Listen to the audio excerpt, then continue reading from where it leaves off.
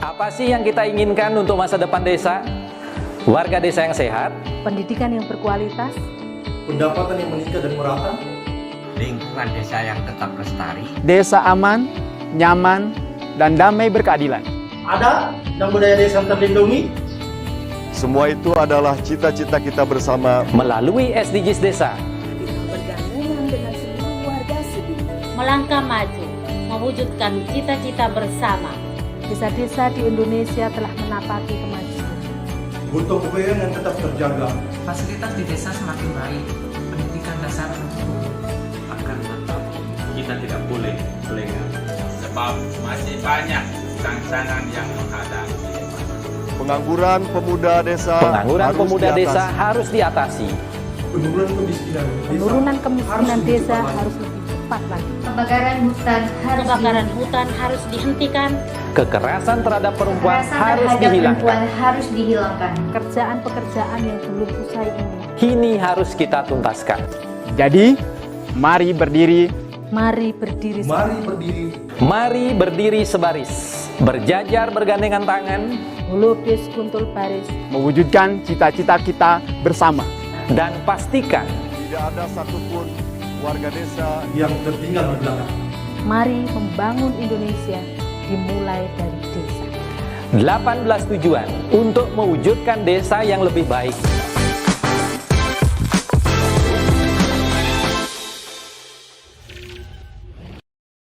Salam bahagia kerabat desa Indonesia, salam berdiri sebaris, melukis kentul baris, salam SDGs desa. Pagi ini kita akan berbicara tentang sejati dari hati pendamping desa. Ini bahasanya bahasa puitis dari Gus Ivan, nggak tahu kemarin ada usulan apa judul ini habis minum madu atau habis apa dapat sajian apa gitu kan, jadi judulnya apa puitis banget, ngeri-ngeri sedap ini. Oke, seperti biasa kita ingin mendengarkan apa update dari Gus Ivan dan juga nanti langsung berlanjut ke materi sesuai topik kita. Dan seperti biasa ini yang luar biasa dari Gus Ivan, mungkin berasa banyak komplain ini urusan dashboard, urusan SID, urusan apa dan seterusnya. Tapi yakinlah semua itu adalah tantangan yang pasti bisa terselesaikan karena kita punya teman-teman pendamping desa yang luar biasa yang punya semangat untuk memperbaiki bersama-sama dan punya cara berpikir yang positif. Jadi tidak kemudian terlalu banyak mengeluh, mengumpat dan seterusnya karena alam ini akan mengembalikan ke kita ketika kita banyak mengumpat ya nanti kenanya di kita juga. Oleh karenanya selalu berpositif supaya kita akan mendapatkan energi positif dari alam ini. Silakan Gus Ivan, kabar terbarunya apa ini dengan apa data yang kita punya? Terima kasih Gus Koco, kerabat desa sekalian, juga tenaga pendamping profesional. Secara umum sebetulnya input data ini Gus Koco ini menurun ini. Sebetulnya menjelang tanggal 31 Mei itu jam segini sudah 200.000. Jadi sekarang baru 85.000. Jadi menurun bahkan lebih dari separuh itu. Jadi di satu sisi WA yang muncul kesulitan untuk akses, tapi sebetulnya pengakses atau pengupload datanya itu sebetulnya menurun sebetulnya harusnya lebih mudah, tapi seperti biasa persoalan pas ngeklik pas bareng yang lain gitu. Jadi tidak ada jalan lain kecuali mencoba lagi. Nah, jumlah data warga yang masuk ke sistem informasi desa itu 75.429.000. Jadi ini jumlah yang sangat banyak. Kemudian kemarin seperti biasa Gus Menteri mendiskusikan hasil-hasilnya. Kemudian melihat misalnya yang sudah pada hampir selesai itu misalnya Bojonegoro itu 1 juta warga desa, 1,1 warga desa, 1,1 juta warga desa itu terdata itu. Dan kemudian yang menarik Gus Koco, itu juga kita memperoleh data yang relatif detail sehingga nanti satu kebutuhan dari masing-masing warga desa setidaknya setahun ke depan itu diketahui. Kemudian survei keluarga bahkan sudah 82% atau 25,5 juta keluarga dari menurut perkiraan BPS itu 31 juta keluarga di desa. Survei RT 404.000 dan survei di level desa 38.000. Kemarin sudah kita cek dan selalu Gus Menteri memang diskusikan tiap hari gitu bahwa hal-hal yang bisa muncul yang bisa diolah dan dianalisis dari survei keluarga ini dan survei individu sangat banyak gitu, dan itu harus bisa langsung digunakan oleh warga. Karena itu tekanannya memang di minggu ini ada 2 yang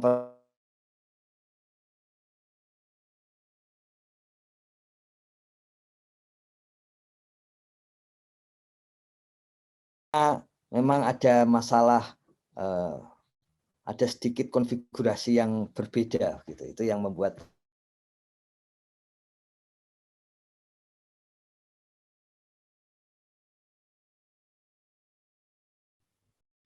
Halo Gus. Kemudian yang kedua itu olahan dan analisis data, ya, termasuk menyiapkan petanya. Jadi supaya kalau kabupaten itu lebih mudah melihat desa-desanya. Halo. Dan sebagainya. Kemudian juga yang kedua itu berkaitan dengan BUMDes. Ya. Jadi berkaitan dengan BUMDes seperti kami sampaikan desa dan pendamping lokal desa itu perlu mencek BUMDes dan BUMDesma karena para pendamping lokal desa dan pendamping desalah yang akan dihubungi oleh Kementerian Desa berkaitan dengan BUMDes yang mendaftar. Apakah benar ada yang mendaftar benar BUMDes dan kepala desanya gitu atau nanti ada yang iseng dan sebagainya. Jadi bagian untuk mencek keakuratannya ada di pendamping lokal desa dan pendamping desa.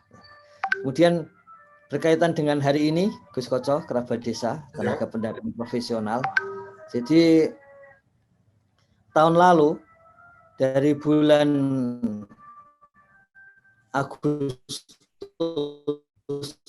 ya, sampai bulan Desember itu di kompas.com ulang tahun ke-25 itu selalu muncul tentang harapan. Kita tahu tahun lalu itu banyak kondisi COVID dan kemudian kompas.com. Kompas.com itu 1 dari 5 media online dunia yang dianggap bisa dipercaya dalam kondisi post-truth. Jadi kondisi di mana antara yang benar dan yang salah itu sulit karena banyak hoax dan sebagainya. Itu menurut Asosiasi Surat Kabar sedunia itu kompas.com itu satu-satunya di Indonesia yang bisa dianggap gitu ya, bisa dipercaya gitu. Nah, dalam ulang tahun ke-25 itu yang menarik Gus Koco, itu banner di atas kompas.com itu selalu muncul 3 nama ini ya. Sultana, Ruhandi, dan Yohana. Dan yang menarik Gus Koco, kerabat desa, terutama tenaga pendamping profesional, 2 yang pertama itu adalah pendamping. Jadi Sultana dan Ruhandi itu adalah pendamping. Kalau Yohana memang aktif di kegiatan perempuan di desa gitu. Tapi artinya apa? Harapan yang di sini diwakili oleh media massa ini harapan di tengah COVID di masa itu, ya, itu munculnya dari pendamping. Jadi itulah sebabnya kalau kita ingat Bung Hatta menyampaikan membangun desa seperti menyalakan lilin-lilin daripada obor gitu di pusat, tapi ini lilin-lilin di desa, yang intinya memang memastikan selalu ada harapan. Jadi ya waktu itu antara lain dengan Gus Menteri dan beberapa teman di ruangan beliau itu kita melihat di layar besar apa sih isinya begitu ya. Dan kemudian kita lihat memang yang menarik dan salah satu sumbangan ternyata yang dilihat oleh publik, salah satu sumbangan dari pendamping ya, pendamping desa itu adalah selalu memberikan harapan-harapan yang positif bagi desa itu. Sehingga ketika desa mengalami masalah pun itu masih ada harapan. Dan di sini di dalam artikel ini disebutkan berbagai contoh-contoh gitu ya. Jadi kalau sekarang kita jadi tahu ini yang kita sebut sebagai growth mindset, berpikir tumbuh gitu. Jadi apapun tantangannya itu justru menjadi pelecut untuk semakin baik lagi gitu. Makanya pada hari itu juga, pada saat itu juga Gus Menteri langsung menelpon ya database HP-nya itu langsung dibuka dan kemudian ditelepon bareng-bareng gitu oleh Gus Menteri, karena dan dari situlah di dalam DRP kita, daily report pendamping kita, kemudian ada inovasi dari pendamping. Jadi dari kejadian ini, maka kemudian Gus Menteri menyampaikan jangan sampai ke depan yang mengetahui inovasi pendamping itu lebih dulu orang di luar Kementerian Desa. Jangan sampai lebih dulu orang selain Menteri Desa gitu. Makanya ketika pendamping itu langsung langsung bertanggung jawab, berhubungan langsung dengan Menteri Desa, itu beliau sampaikan jangan sampai ada inovasi pendamping yang bagus, yang lain tahu lebih dulu daripada kita. Dan kemudian beliau yang antara lain meminta supaya di dalam daily report itu ada inovasi. Ada inovasi pendamping. Dalam evaluasi kualitatif pun beliau menekankan kembali lagi, inovasi pendamping itu harus selalu muncul itu. Dan itu khas bagi pendidik. Kita tahu bahwa pendidik itu lazimnya, kalau istilahnya Nietzsche itu bukan Tuhan harus mati gitu, tapi pendidik harus mati gitu. Supaya yang dididik itu bisa lebih besar daripada dirinya itu. Dan menurut beliau yaitu inovasi gitu. Ini menarik juga Gus Koco. Saya tidak sengaja selalu bilang Gus Menteri karena memang kita berbicara berkaitan dengan desa dan saat ini banyak ide beliau.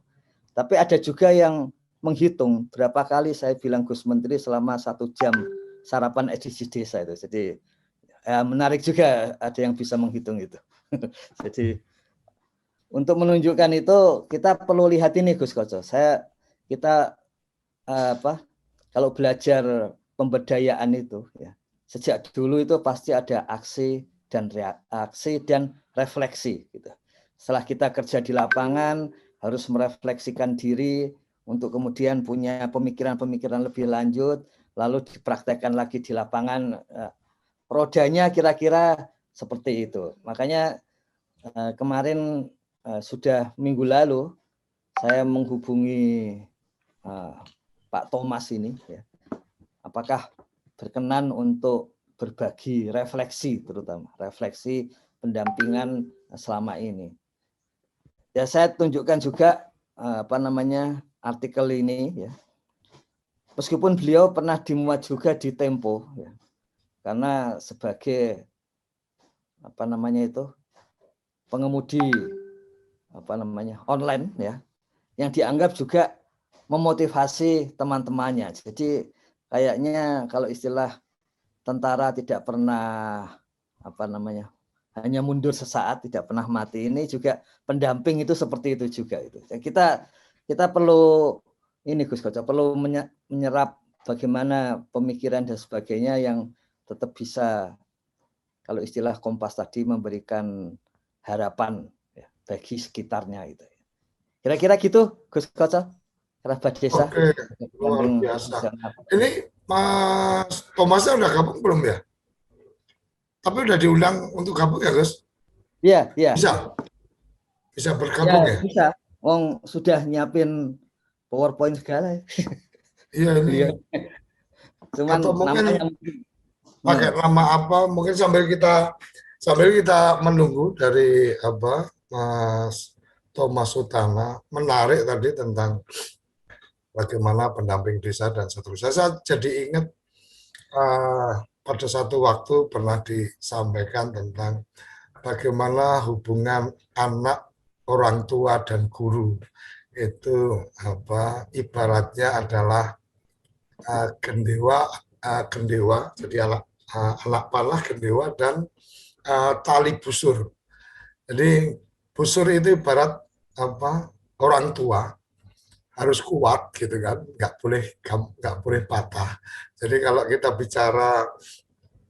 bicara pendamping itu sebagai anak yang bisa melesat itu ya memang Kemendes harus kuat untuk kemudian memberikan dukungan dan seterusnya dan harus lentur. Nah, guru atau pembimbingnya, ibarat kata anak panah ini desa, maka pendamping desa itu kadang juga harus dalam posisi yang mundur ke belakang untuk memberikan dorongan. Jadi kalau istilahnya Gus Ivan kemarin kan Tutwuri Handayani itu dari belakang memberikan dorongan, bukan apa di belakang malah ganduli atau ngerepoti. Ini sesuatu pelajaran yang luar biasa yang menurut saya memang teman-teman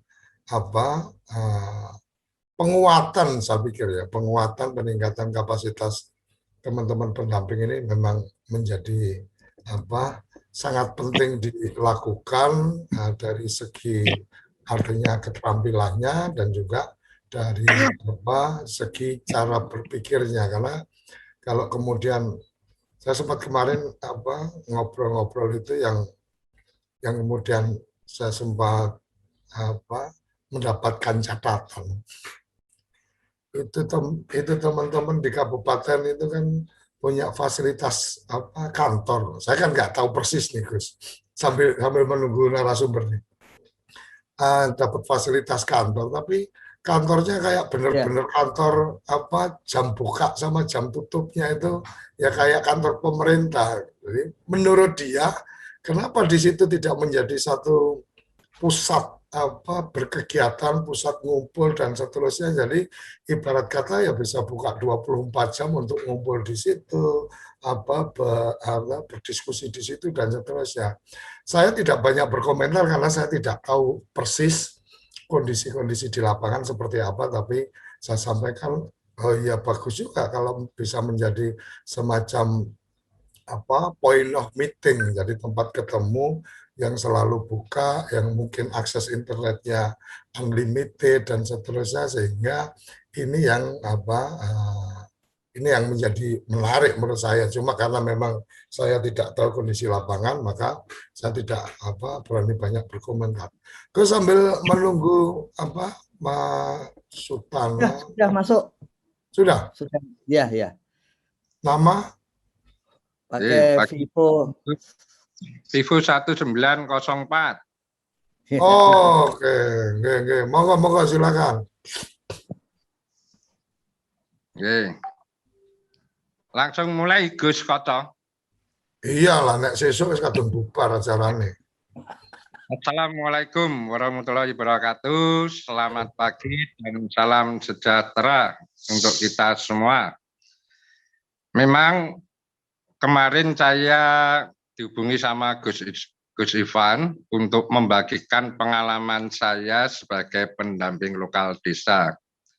Kebetulan saya juga sangat tertarik dengan topik yang diajukan, yaitu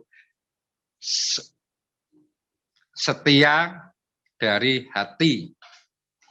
Artinya bagi saya, dalam refleksi saya, dalam pendampingan, itu saya diminta totalitas, sepenuh hati. Ibaratnya seperti seorang suami istri lah. Kalau saya sebagai suami, saya juga harus setia sampai ya Tuhan memanggil saya, kurang lebih semacam itu. Jadi saya dalam pendampingan tidak akan menduakan, maka 100% akan saya berikan sepenuhnya.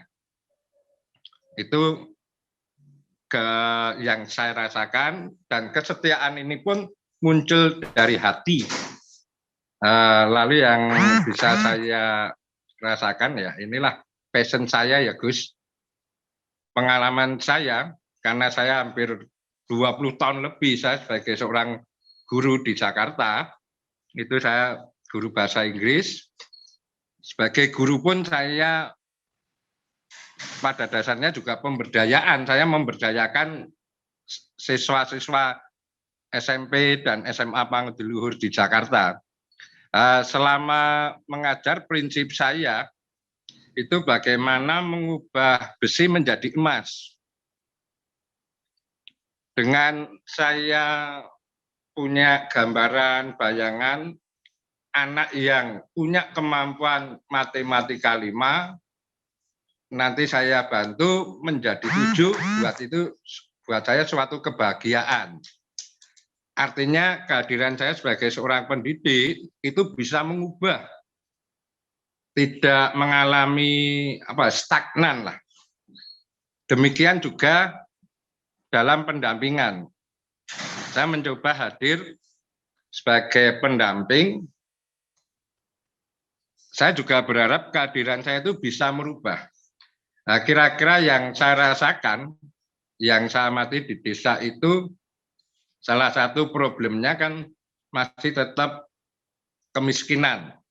Ya, kurang lebih tingkat kemiskinan kan 9,8% atau 10% lah, kurang lebih semacam itu. Kalau saya melihat kemiskinan itu, hati saya itu merasa sedih. Karena apa? Karena pada dasarnya desa itu punya potensi yang luar biasa.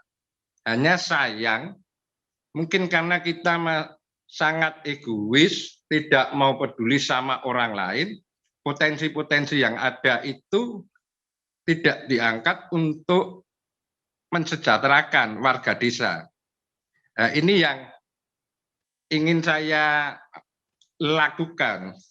Contoh pertama kali di desa dampingan saya, desa Pucangan, mungkin memang remeh dan kecil, itu ada lahan sekitar 2000 meter dalam bentuk semak belukar, tidak dioptimalkan.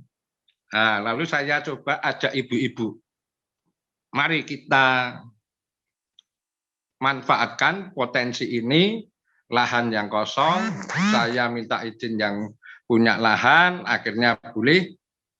Ada sekitar 20 ibu-ibu lalu menggarap lahan itu dengan gotong royong, akhirnya ya menjadi budidaya cabai seluas 2000 meter itu di halaman. Prinsip saya,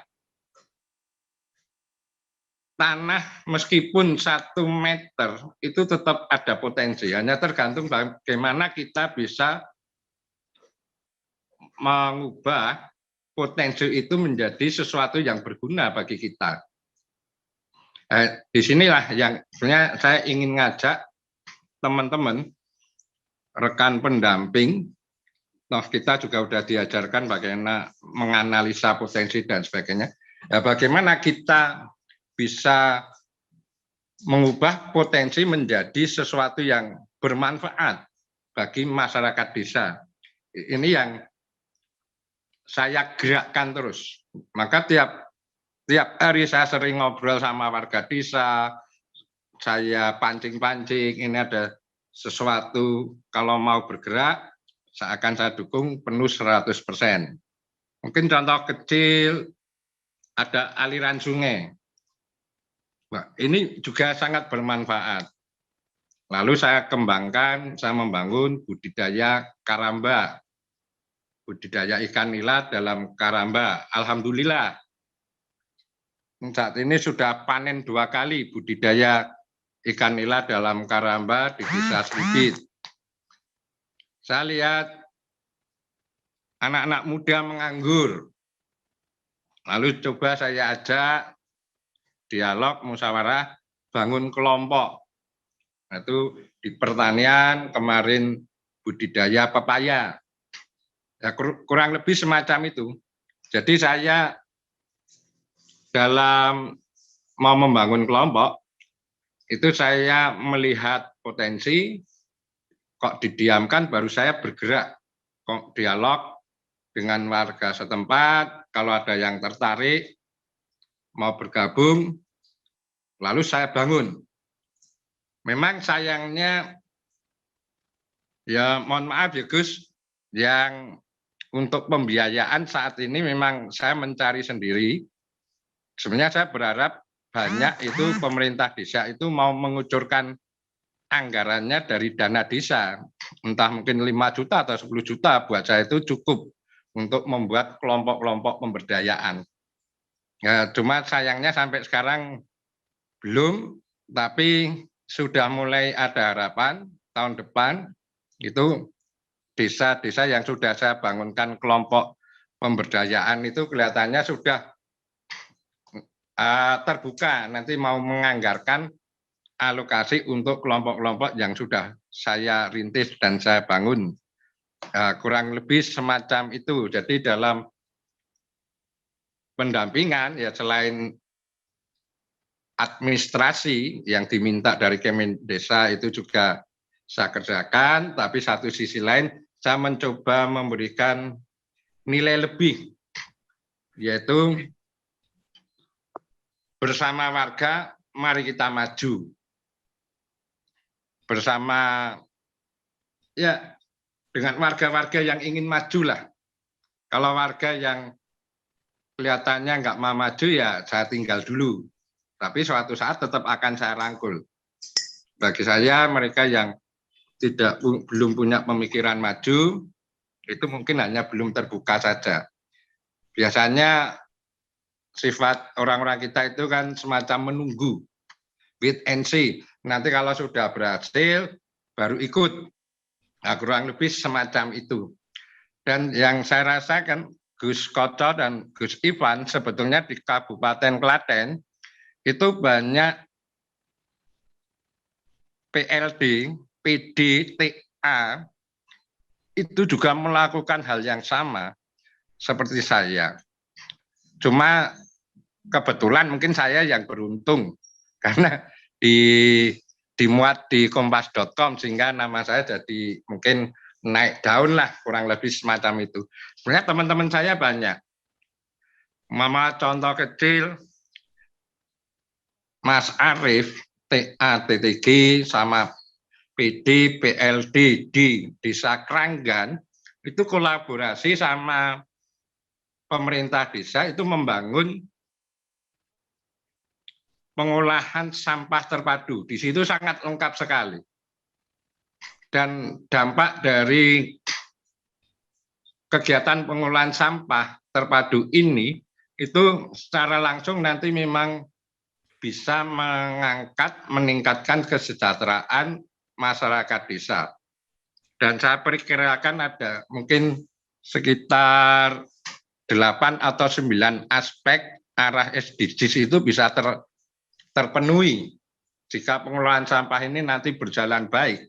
Maka saya berharap banyak Gus Ivan, Gus Halim nanti bisa mendukung banyak kegiatan pengolahan terpadu di Desa Kranggan, Kecamatan Pulan. Juga ada teman saya PLD di Sragen itu membuka budidaya jagung 1 hektar, Gus. Kalau nggak salah di Kecamatan Gesi, itu PLD-nya Mas Agus. Budidaya jagung ini sebentar lagi juga akan panen. Nah, sebenarnya kita bisa melakukan hal-hal yang kecil, tidak usah bermimpi besar. Mungkin hanya 1 patok sawah atau mungkin bikin karamba atau budidaya dalam ember itu bisa memberikan sesuatu yang bagi warga desa. Memang ciri khas dari kelompok yang saya bangun itu selalu saya pilih dari keluarga yang belum sejahtera. Ya kalau paling gampang itu saya mengambil dari keluarga penerima bantuan PKH. Dari keluarga-keluarga yang menerima bantuan itu saya ajak. Contoh kecil ya, Desa Banaran itu budidaya lele dalam ember.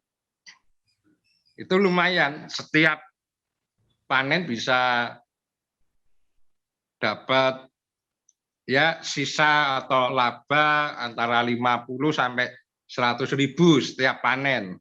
Hanya memang kebetulan karena volume embernya kan kecil, berarti tidak bisa muat banyak.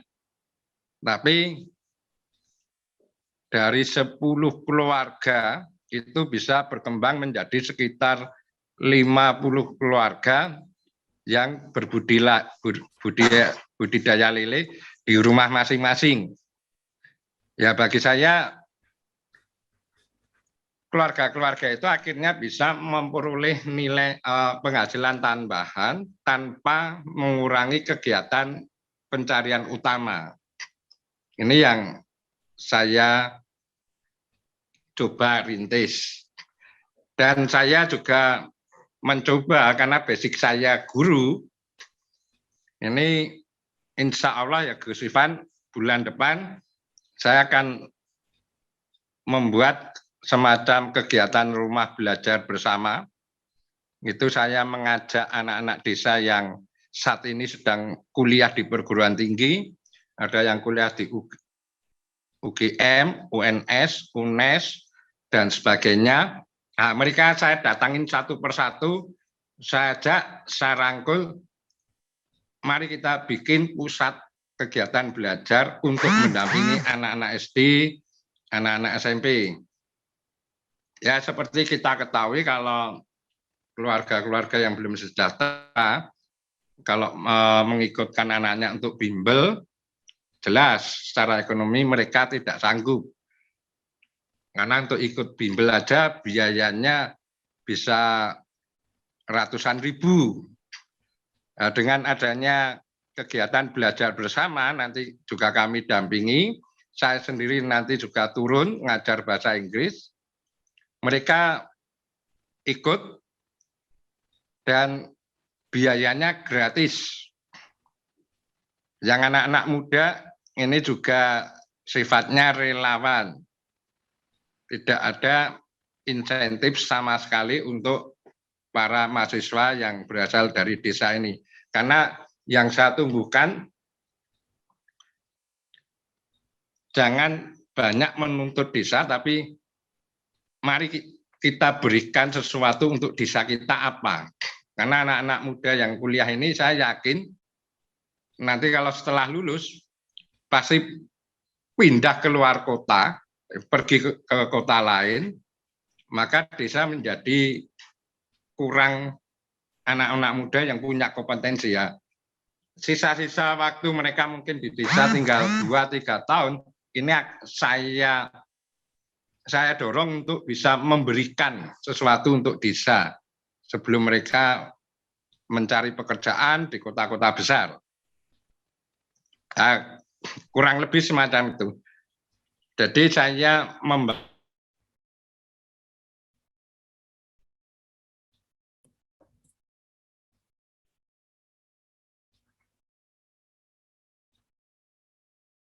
Halo.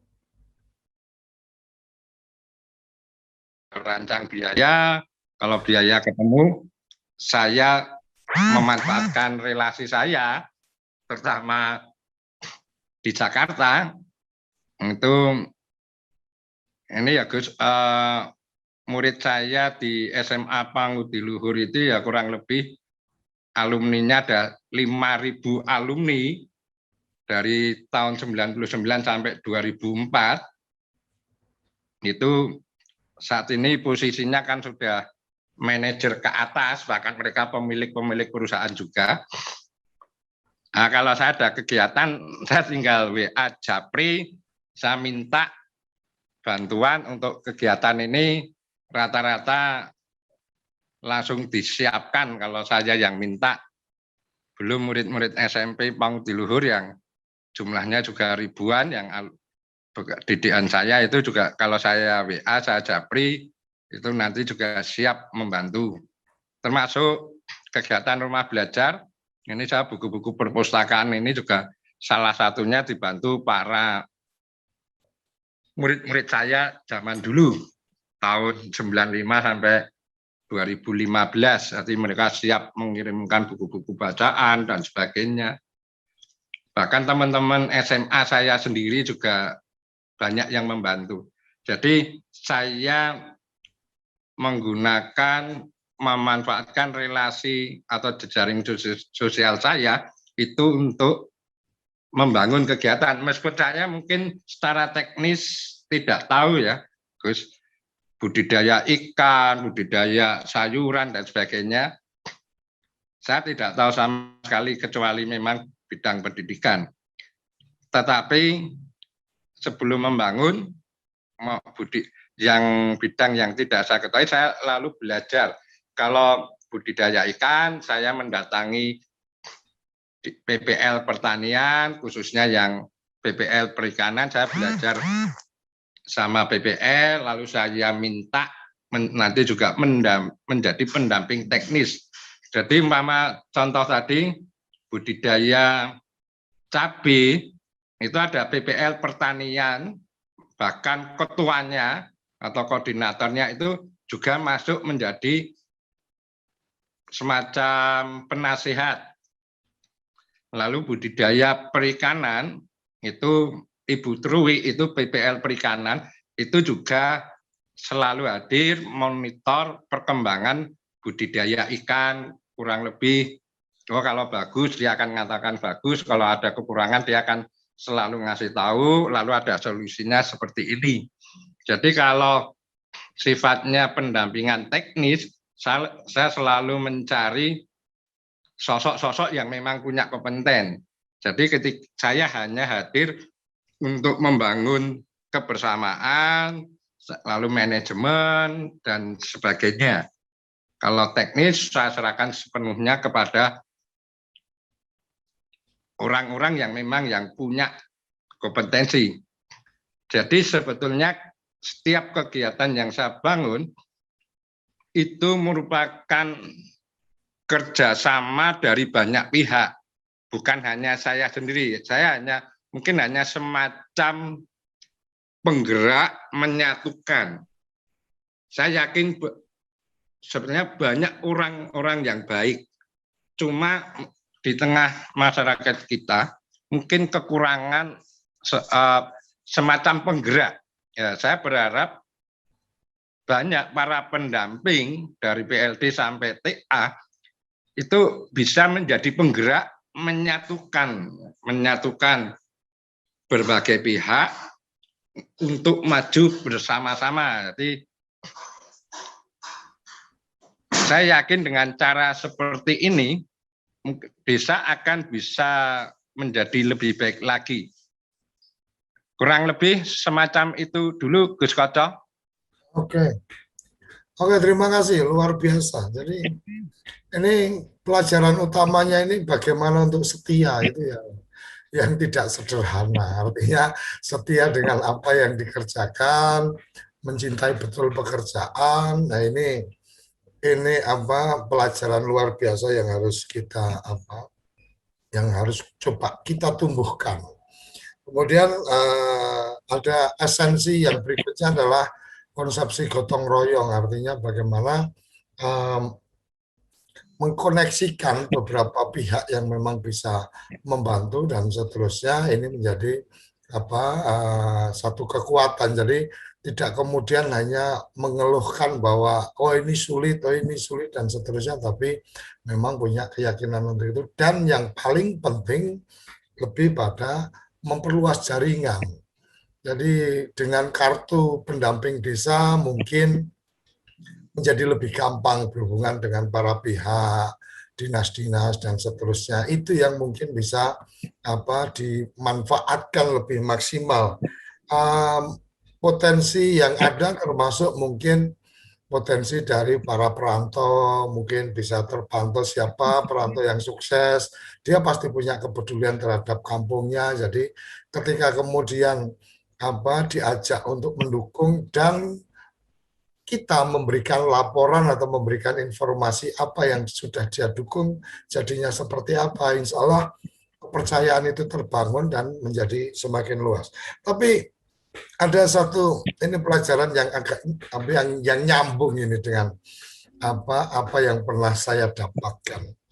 Jadi tadi Mas Sutana tadi menyampaikan tentang bagaimana mendatangi satu-satu, bagaimana mencermati siapa yang tertarik dan seterusnya. Jadi ada satu pelajaran yang beberapa kali sering saya sampaikan adalah bagaimana kita siap untuk menyapa yang terlupa. Jadi siapa-siapa yang terlupa kita sapa, menjemput yang tertinggal. Siapa-siapa yang tertinggal ayo kita jemput.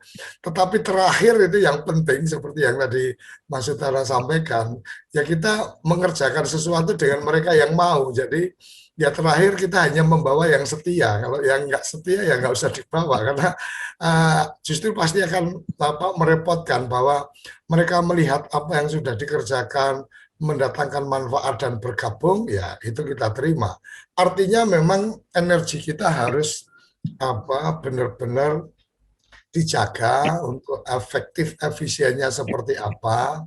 Kalau memang ada yang masih sulit diyakinkan, ya jangan kita juga kehabisan energi untuk meyakinkan orang, tapi lebih pada yang memang sudah sepakat dengan kita, ayo kita kerjakan sesuatu. Karena memang sepertinya saya menangkap yang disampaikan Mas Sutana tadi, pola dari masyarakat desa kita masih ada juga yang karakteristiknya seperti masyarakat desa zaman dulu pada umumnya adalah dia percaya setelah melihat. Jadi setelah melihat sesuatu baru percaya. Oh ternyata pelihara lele di ember itu bisa menghasilkan. Dia percaya setelah ada orang yang memulai, baru kemudian mengikuti. Tapi yang kita butuhkan adalah teman-teman yang menjadi siap diajak jadi pelopor. Jadi karena percaya dia melihat, karena percaya bisa punya penghasilan tambahan, berusaha, maka akhirnya dia bisa melihat bahwa oh dengan lele kita bisa menghasilkan. Gus Ivan, silakan bisa memberikan pandangannya atau mungkin Mas Sutara juga bisa memberikan catatan. Tapi buat saya yang menjadi penting adalah apa yang sebenarnya kita harapkan dari Forum Sarapan SDGs ini adalah belanja inovasi. Salah satunya yang dilakukan Mas Thomas Sutana ini inovasi atau semangat-semangat yang kemudian bisa menjadi inspirasi. Kalau menyangkut tadi Gus Menteri berharap harusnya kalau pendamping desa yang berprestasi, Kementerian Desa yang bisa tahu lebih dulu, ya memang itu artificial intelligence dari daily report nanti yang akan bicara, karena dari situ akan kedetek ini, oh aktivitasnya bagaimana dan seterusnya. Silakan Gus Ivan sebelum nanti Mas Sutana memberikan respon lanjutan. Terima kasih Gus Koco. Jadi salah satu yang dilihat ya, yang dianalisis hampir tiap waktu dari daily report itu memang inovasi. Jadi di bagian inovasi itu pokoknya jangan sampai ketinggalan dari orang lain. Pokoknya harus Kemendes dulu, bahkan Gus Menteri menyampaikan harus Menteri Desa yang dulu, yang lebih dulu tahu daripada yang lain dari inovasi-inovasi pendamping desa gitu. Kami juga mengumpulkan inovasi desa, Gus Koco. Memang harus lebih dulu tahu gitu, tidak sekedar kompilasi, tapi harus tahu lebih dulu. Nah, jadi bukan sekedar mengumpulkan, tapi mengumpulkannya pun harus lebih cepat dari yang lain gitu. Saya kira benar itu Gus Koco. Jadi yang yang kita refleksikan, memang kerjasama dengan banyak pihak. Jadi apa namanya, melihat dari sisi pendampingan yang sesungguhnya saja gitu. Jadi nggak usah repot-repot, kalau memang ada yang berinovasi ya kita dukung gitu. Jadi kayak kemarin sempat muncul, bagaimana kalau pendamping lain mau minta tolong kita masukkan DRP atau tidak, ya masukkan saja gitu, nggak usah repot-repot gitu. Karena tadi dicontohkan Pak Thomas bahwa toh akhirnya penyuluh perikanan yang ikut membantu. Saya nggak tahu seandainya penyuluh perikanan punya DRP-nya sendiri dimasukkan apa enggak karena membantu pendamping desa gitu. Tapi bahwa satu hal juga yang menarik Gus Koco, bahwa pendekatan Gus Menteri atas pendampingan itu generalis itu. Jadi apa namanya, tidak ada pendamping yang khusus lagi, misalnya mau istilahnya TAPN, TAPED dan sebagainya itu, karena yang lain justru bisa dikelola secara kemitraan itu. Jadi dengan cara itulah kemungkinan membangun desanya lebih cepat, Gus Koco. Jadi memang apa namanya, perubahan pendampingan yang ditekankan memang antara lain begitu. Makanya Gus Koco juga diharapkan ikut menyiapkan berbagai pihak yang siap membantu kan. Jadi pihak-pihak yang bisa memasukkan teknologi tepat guna ke desa, IT ke desa dan sebagainya. Yang pendamping desa perlu untuk bisa mengkoordinasikan gitu. Memang tadi kalau istilahnya mengelola kemitraan. Seperti itu nilai-nilai tekanan baru dalam pendampingan desa yang akan segera kita rasakan ke depan gitu. Dan apa namanya, ada yang menyampaikan juga di YouTube ini itu tentang honor, ya Gus Menteri sudah menyampaikan kepada publik yang akan naik lebih dulu PLD kemudian PD ya. Saya kira kalau karena nilainya hampir sama pasti dua-duanya sekaligus, itu tidak salah satu itu ya.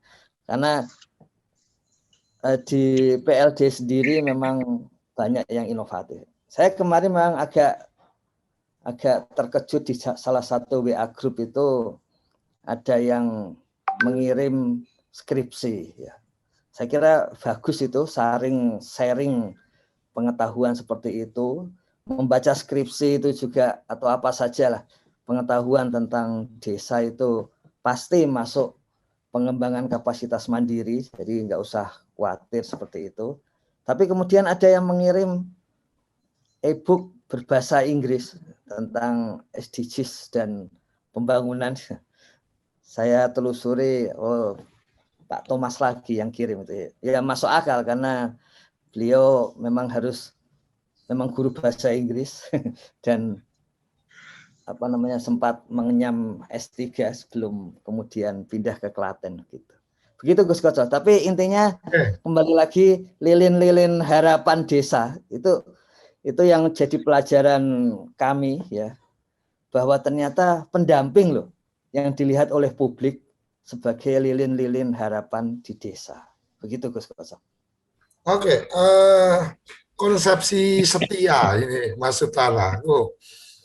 Konsepsi setia ketika berbicara dengan masih berada di lingkungan atau dalam kondisi ekonomi yang tidak bagus. Itu kan kadang-kadang salah satu yang kemudian membuat kesetiaan itu bisa hilang kan gitu. Ibarat tadi Mas Sutana kan menyampaikan ibarat kata suami istri ini kan gitu.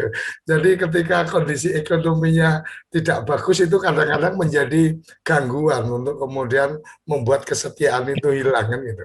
Nah, kesetiaan terhadap profesi pendamping dengan keberadaan honor yang mungkin dirasakan kurang dan seterusnya, untuk kemudian tetap bisa menjaga bahwa secara honor aku masih sedikit umpamanya, artinya ini bagian yang kemudian urusan perut ini kadang-kadang gangguan perut itu kan bisa mengganggu hati kan gitu.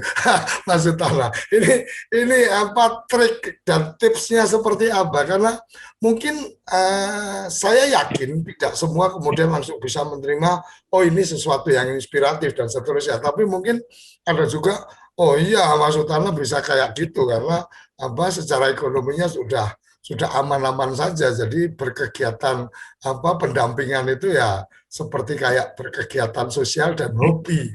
Nah, beda dengan kita yang apa masih butuh penghasilan dan seterusnya. Oke, Mas Utana bisa memberikan pencerahan untuk yang satu ini. Oke, baik Gus Koco, kesetiaan yang saya maknai, ya mohon maaf saya seorang Katolik ya, itu dalam perjanjian pernikahan itu dalam untung dan malang, dalam suka dan duka, itu kami harus tetap setia, tidak boleh pisah. Dalam duka, dalam malang, kami harus tetap saling mencintai satu sama lain. Ini lalu saya angkat juga dalam pendampingan ataupun saat saya dulu menjadi pendidik, itu saya lebih banyak bersyukur aja. Jadi saya juga tidak akan menuntut, oh setelah penghargaan PLD sekian juta, gitu enggak. Saya ya apa adanya aja. Itu yang pertama. Saya yakin kalau rekan-rekan itu berjuang betul, saya yakin Gus Rifan, Gus Halim, dan sebagainya akan memperhatikan.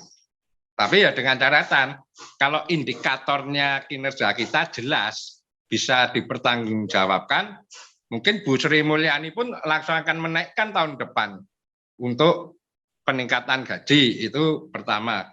Lalu yang kedua, memang sebelum saat pandemi ini ya Gus Kocong, ini saya secara ekonomi sebenarnya terpukul berat. Saya itu punya usaha persewaan tenda, kursi, alat-alat perkawinan. Ya, selama hampir 1,5 tahun, bisnis saya persewaan tenda ini hancur lebur. Karena kalau ada hajatan kan, boleh katakan kan sangat dibatasi. Padahal saya punya 4 buah rekan kerja yang juga saya tiap bulan bisa saya katakanlah saya gaji. Selama pandemi tidak ada pemasukan sama sekali, tapi juga menjadi tanggung jawab saya. Mungkin teman-teman bisa merasakan betapa susahnya para pengusaha lah. Saya punya rekan kerja, katakanlah karyawan, itu 4, itu aja saya pusing sekali memikirkan nasib anak buah saya. Saya hanya sederhana aja. Gus Halim aja bisa dengan instruksinya BLT, ya saya juga mencoba memberikan paling tidak untuk mempertahankan hidup, itu memberikan sembako tiap bulan dan sebagainya. Tapi ya sesuai kemampuan saya.